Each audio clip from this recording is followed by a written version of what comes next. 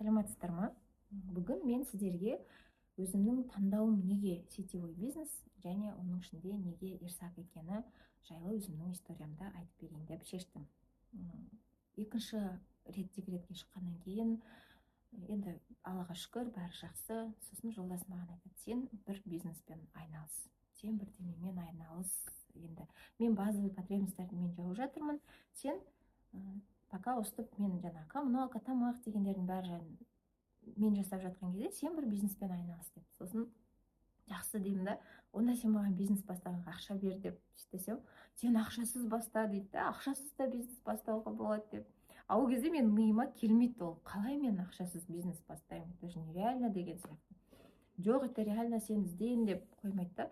Сосын бір күні жарайды, енді қоймадың ғой, давай мен саған ақша берейін, сен бизнес баста деп айтады. Сол кезде мен ойладым, магазин ашайын ба, продуктовый районнан, или жаңағы бутик ашайын ба. Енді ең бірінші миға келген дүниелер сол болды. Сосын енді когда уже конкретно ана ақшаға уже расходтар, оның вложениясын бәрін ойланған кезде менде қорқыныш пайда болды. Ал егер де мен ол ақшаны шығара алмай қалсам қайтемін деген сияқты менде қорқыныш пайда болды. Сосын сөйтіп жүрген кезде менің бір туысым, жолдасымның туысы жағы Джема деген компанияға жазылыпты. Соның стористарын бәрін қарасам, кәдімгідей айтады да, осылай деп.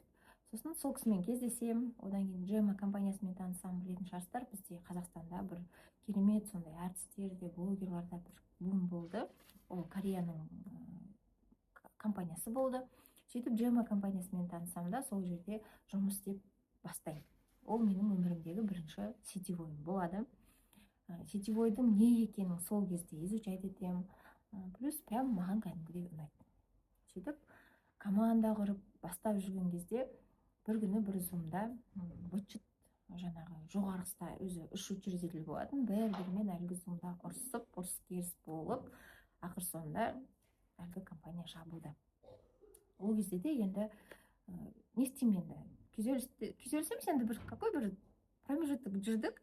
И сөйтіп жүрген кезде менің мамам ерсак компаниясына жаңағы жасыл массажный кремді іздеп офисқа келеді екен. Сол жерде қыздармен танысады екен, Адина ханыммен танысады екен. Сөйтіп бір күні ол кісі күнде айтады да, күнде емес, енді әйтеуір бір мүмкіндік болса айтады, осындай ерсак бар, лидер болу керек, сен бір семинарға бар деп.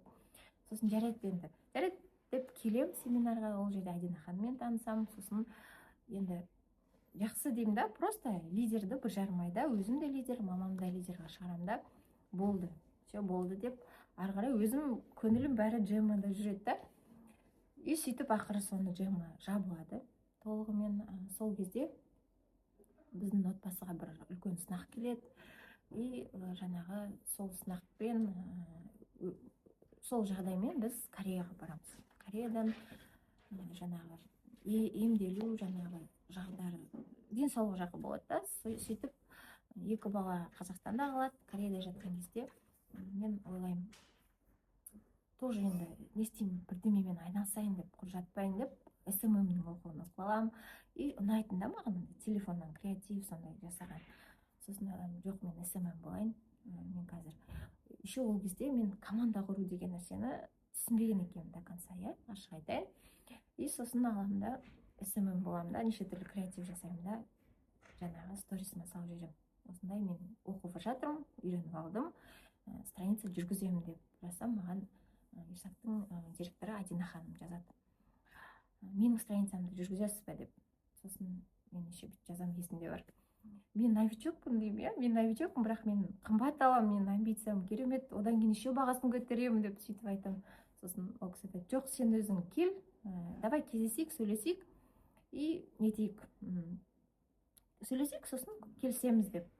Жақсы, мен қазір Қазақстанда емеспін, осы январьда келем, кездесейік деп, жақсы деп келем, қайтадан ерсакқа келем. Ол кезде уже мен как SMM ретінде Адина ханымның страницасын жүргіземін біраз уақыт.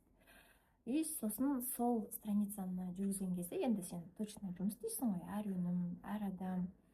Қарап тұрсам, қаншама адамдар осы жерден жетістікке жеткен, рахметін айтып жатыр, өмірлерін өзгерткен, сондай бір өзгеріс болады да. И как раз сол кезде Турцияға командировка болады. Сол командировкаға мен барамын. Барған кезде сол жолғы сапарда ерсактың заводына барамыз. Ерсактың заводына барған кезде президентті көрем, заводты көрем, и кәдімгідей менде көзқарасым өзгереді.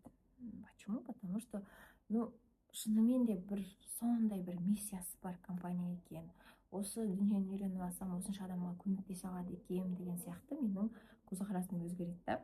Сосын Айдана ханым айтты, Айдана ханым, мен енді жаңағы СММ болмаймын, мен өзім ерсакта бизнес бастаймын деп.